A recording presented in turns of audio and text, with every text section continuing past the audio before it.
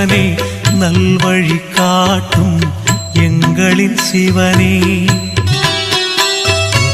ஆணவ குணத்தை அழித்திடும் சிவனே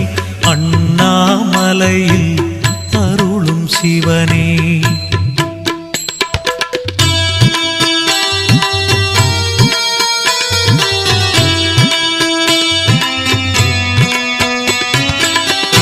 திருவிளையாடல் புரிந்திடும் சிவனே தீவினை அழித்திட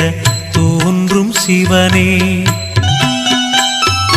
அறிவின் ஒளியாய் விளங்கிடும் சிவனே